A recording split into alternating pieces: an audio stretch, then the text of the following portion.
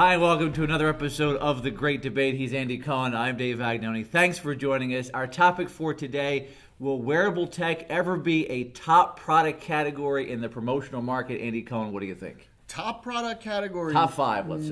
No, I don't think so. I think it's a good niche product, but and a good niche opportunity for many distributors and suppliers. But I think the cost on it is prohibitive to make it a top five. We're talking about T-shirts and drinkware and pens. Like, can it crack that area? I don't think so. The expense is probably too great. I also think the wearable tech market just hasn't done a great job of kind of selling itself to the masses. Like, It would have to become that mass market type product, and I don't think it's done a great job of selling itself, selling the features that it has, why people would want it and need it, and how it makes people's lives better. I think there's a lot of great qualities to it, but have they done a great job of really explaining those? I don't think so. Sure, and I agree with that, but I did say ever. Oh, so you do agree with that. So ever means Ever. maybe 5 or 10 years from now, where technology gets less expensive. I mean, one of the big reasons why it's not a bigger product category is because of the cost. Because even, a sort of basic fitness tracker is $20 in this market right now. Right.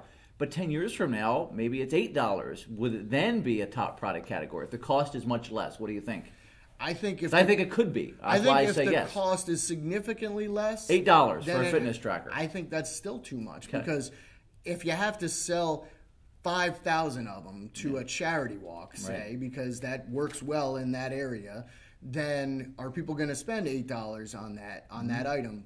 Maybe not. Obviously, depends on the budget. I don't know that you could reduce it to the point that it could become the replacement for the basic T-shirt or the basic sports bottle or the basic pen. Those things are the sort of staples. And can this crack that?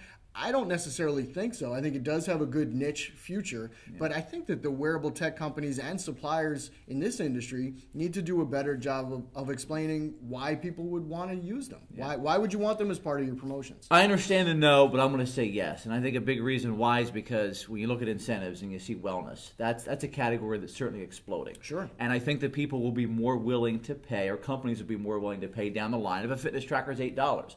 I also see live events exploding, and the technology is getting to the point where you have a bracelet now, and that bracelet, a promotional bracelet with a logo on it, can give you special access at a concert, or special access at an amusement park. I mean, that's, I think, an area where it can really push wearable tech to the fore. And I think maybe it'll never be a T-shirt, maybe it'll never be a drink bottle, but I think it could be number 5. I don't think with the technology improving this vastly as it's where it's trending, with more companies wanting wellness incentives, I think it could be a top product category. I think that the opportunities are there. You're laying it out perfectly. I just think that if we're talking about can it be a top product, I think it probably stays more niche than top. But the opportunity for it to expand is great. If distributors sell it right, and if suppliers are doing the right things as far as the technology and really utilizing it to its fullest, I think you'll see wearable tech number 5 in maybe 8 to 10 years. Look, I'd be happy to be wrong.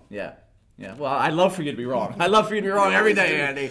So I say yes, wearable tech will be a top promo product category. Andy the Downer says no. Tell us what you think. Send us a tweet at ASI Central. For Andy Cohen, I'm Dave Vagnoni. Thanks, as always, for watching another episode of The Great Debate.